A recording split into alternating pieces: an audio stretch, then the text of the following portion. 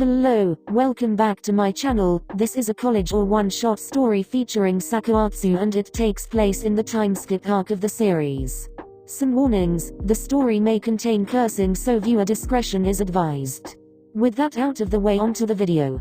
In which Atsumu takes a much-needed break. Atsumu? Sakusa says as he enters the room, which then surprises Atsumu despite the former calling him in the softest voice possible. Sakusa looks around the place and his face immediately scrunches up. The entire flat was a mess, which was enough to make him a little uncomfortable but at the same time worrying him. Atsumu's usually not this unorderly, so it became much of a surprise to him when he saw that the flat had piles of unwashed plates present on the kitchen sink and a seemingly endless amount of empty instant cup noodles accumulating in the trash bin. Geez, would it kill you to knock? Atsumu had been on edge ever since finals week ended. It had gotten so bad that even the slightest amount of noise was enough to make him flinch. He didn't really understood why he was so anxious about final exams when in the past he'd just sleep through it and somehow end up with a passing grade every semester. But seeing his boyfriend in this state worried him a lot, and he'd be damned if he let his boyfriend suffer alone. Get dressed, we're going out. Without thinking, he uttered those words out of his mouth, which surprised him as well. Huh? Go out? Where? Omi, I don't know if I should be going out, you know. Finals just ended and the results aren't even out yet, so I think it would be. His string of words were immediately cut off by a pair of lips, leaving him stunned as a hint of red started appearing on his cheeks. Just do it for me, please. He said so in a soft but pleading voice which he knew that Atsumu couldn't resist. Sure, I'll get to it. Sakusa smiled, then left the room, leaving Atsumu behind. The faux blonde still in shock at his boyfriend's gesture. After a few minutes of processing what had just happened, he started getting ready.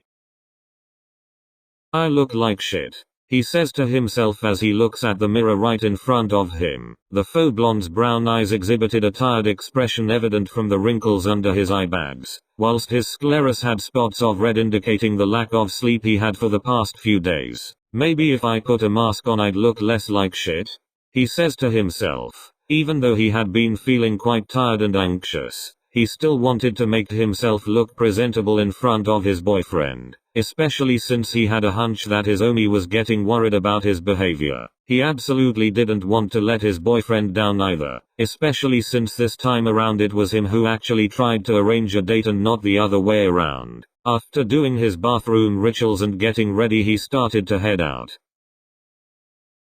Ready to head out, babe?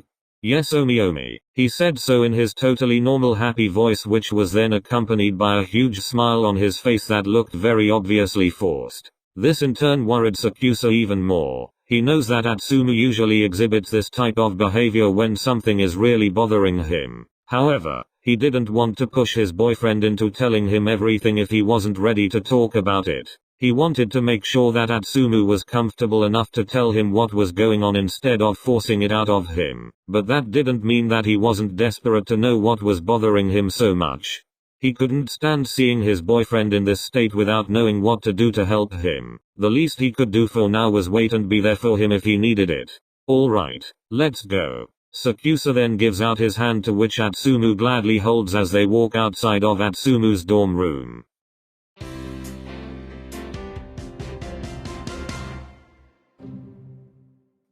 Where exactly are we going? Somewhere. You're gonna have to be a little more specific, Omi, Sakusa grumbled. He didn't really have any plans on where to take Atsumu to. He just wanted to get him out of the dorm room to get some fresh air, at least in that way he'd forget worrying about his school responsibilities even for a while. At least that was his hunch. That Atsumu was worried about his finals grades, especially since they're both graduating this year. Why don't you take a guess? Seriously, Omi? Fine. Are we going ice skating? Sakusa shook his head. He wasn't a big fan of ice skating, especially after what happened before when he tried it for the first time. Atsumu was able to immediately learn how to do it in a matter of minutes. Sakusa on the other hand kept falling down multiple times before barely being able to do it. Bowling? Do you want to? No, I suck at bowling. Then no, we're not going bowling. Atsumu furrowed. He absolutely had no idea where they were going or what they were going to do. Are you just driving until we find a place interesting enough to stop to? 𝘂𝗀𝘂 looked at him with a slight grin indicating that Atsumu hit the nail right in the head with his guess. Atsumu on the other hand was slightly shocked that he guessed it right. Wait, seriously? Yeah. I don't really have any plans, I just wanted to get you out of your sad-ass dorm. Atsumu chuckled. It was true. The apartment looked like an absolute mess given how he didn't really bother trying to clean his place, and every time he did attempt to, he'd just keep telling himself that he'll do it some other time since he didn't feel like doing it that day. So? Got any places in your mind that you want to go to? Except ice skating, of course. Atsumu chuckled as he remembered his boyfriend's face while learning how to ice skate. He'd keep sticking to him like a koala because he was too scared of falling, which he found really cute. I don't know, maybe a picnic would be nice. I kinda know a place where we can set up and not many people come up there as well. That is if you like it, of course. Sure, sounds like a plan. Let's drive by a store to buy things for the picnic real quick, okay? After a few minutes of driving around the city, the two were able to find a store with little to no customers inside, which sold an assortment of items, ranging from food to emergency essentials. We're here. Do you want to come with me inside or do you want to just stay here? I'm coming with you. Maybe I'll be able to find something for our little picnic. Okay, he says to his boyfriend while giving him a soft smile.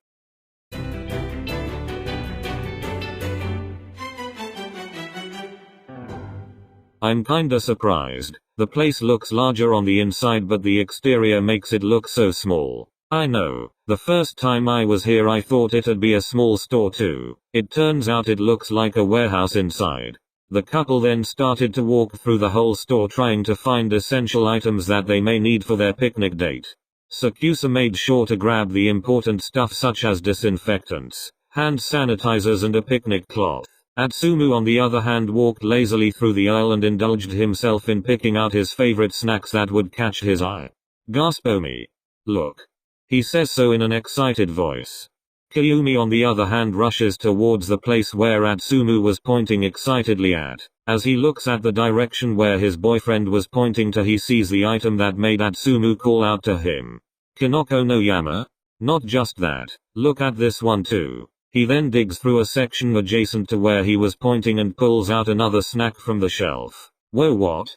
And they have a whole tray of it as well? 𝘂𝗀𝘂 exclaims in a voice just as excited as Atsumu, which brought a smile to the latter's face. I used to beg my mom to buy me a tray of yan yan back in preschool because it tasted so good, but my mom would only buy 3 of them at a time so I wouldn't get cavities. Hehe, I guess I could say the same for Kinoko no Yama. Samu and I would always fight over the shape our mom would buy. I'd keep telling her to buy the mushroom one while Samu would say that he wants the bamboo one. They both chuckled at the thought of these snacks bringing them back to their childhood memories. Come on, let's put them in the basket and find more things we might need for the picnic.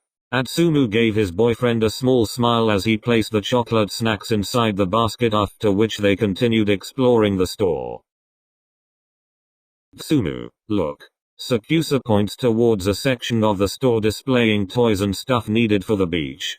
This in turn confuses the blonde as he looks at where his boyfriend was pointing. Beach stuff? Aren't we having a picnic? No, idiot. I'm talking about the pool noodle. Atsumu looked again to where his boyfriend was pointing, and sure enough a section dedicated to pool noodles was displayed. He then looked back at his boyfriend and gave him a large grin. Are you challenging me to a pool noodle sword duel? 𝘂𝗀𝘂 smirks at the faux blonde when his boyfriend realized his intentions. Yeah, I am. Are you up for it? He says so in the most confident tone, which made Atsumu even more fired up as they both marched towards the beach essentials section. Oh, it's on, pretty boy, Atsumu says as he throws the pool noodle towards 𝘂𝗂𝘂.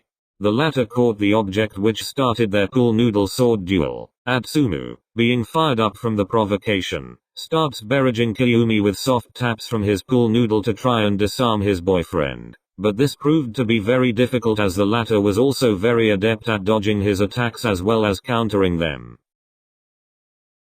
The duel did not last that long, however, with Atsumu being the winner, but not before knocking over a bunch of sunscreen that was placed neatly on the store shelves. This in turn caused them to swiftly walk away from the section and immediately go to the checkout counter before the store security could try to stop them. Hehe, I win, Omi. Guess this means I'm better than you at pool noodle duels. At least I wasn't the one who knocked over a bunch of sunscreen. HMPH. Not my fault the sunscreen was in the way. Besides, who says that there won't be a rematch? I'll make sure to beat your ass next time. Atsumu then chuckles at his boyfriend's statement before helping him carry the things they bought back into their car. 𝘂𝗂 on the other hand smiles to himself behind the mask as he sees the genuine smile on his boyfriend's face. It didn't matter to him if the outside was making him feel a little uncomfortable. As long as his boyfriend was having fun, he'd rather do this for him than see him in the sorry state he was earlier.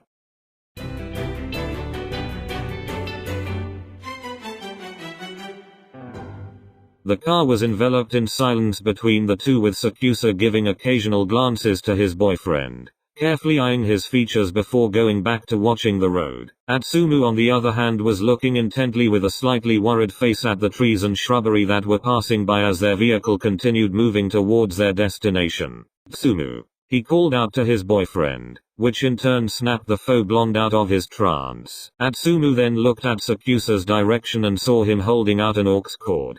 Yeah? Why are you holding out an aux cord? I figured you'd want to play some music while we drive. You sure you want to do that to yourself, Omi? My music is kinda all over the place if you know what I mean. He grins as he says this to his boyfriend. But since you insist, who am I to refuse, eh? Do it now, lick it good, suck this pussy just like you should. Oh my god, I suddenly regret giving you the aux cord. Haha haha, you did this to yourself, Omi.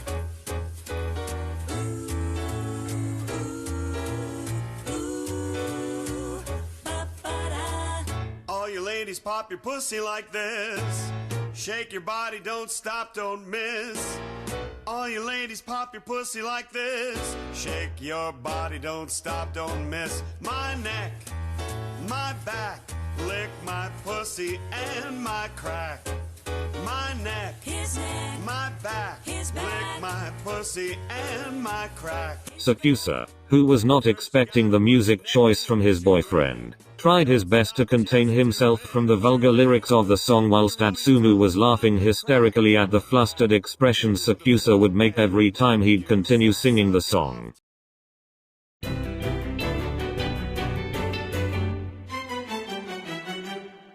The car ride was one of the most chaotic events that has ever happened in 𝘂𝗂's life. Atsumu's playlist was filled with meme songs that 𝘂𝗂 didn't even know existed. However, it was worth it seeing as how his boyfriend let out the most genuine smiles and laughs as he sang along to the music. We're almost there, Omi Omi. The pair walked side by side and held each other's hand, stepping on some twigs and swatting at insects that came close to them. Atsumu, who'd known the area pretty well, then led his boyfriend towards a small hill. Now we just climb this thing here and we'd be there already. After finishing the small climb, the pair was greeted with a beautiful clearing. The ground, enveloped in a beautiful healthy green grass, sported all sorts of trees and shrubbery around the area, creating a somewhat protective barrier in it. The afternoon sky had an orange hue with the sun only showing spots of it as it was hidden behind the plentitude of drifting clouds. Soon enough the pair found themselves sitting on the grass in the middle of the clearing whilst enjoying amongst themselves the chirping birds and warm afternoon breeze. Remember when I told you that our parents were gonna visit Samu and I for dinner? 𝘂𝗂 hummed in affirmation. How was it? It was okay, I guess. You're not gonna ask why I responded so unsurely? I can sense that you're hesitating to talk to me about it, Atsumu, and I won't force you to talk if you're not ready yet. He said to Atsumu, which made the latter relax his shoulders. He didn't realize were tensed up. Well, do you mind if I talk to you about it? Not at all, I'll be listening, okay? He says as he softly squeezes his boyfriend's hand and gives him a reassuring smile. Mom and Dad asked us for an update about what's been going on in our lives. Samu talked about how his 𝘂𝗫𝘂𝗶𝗁 project for his entrepreneurship class was attracting lots of customers.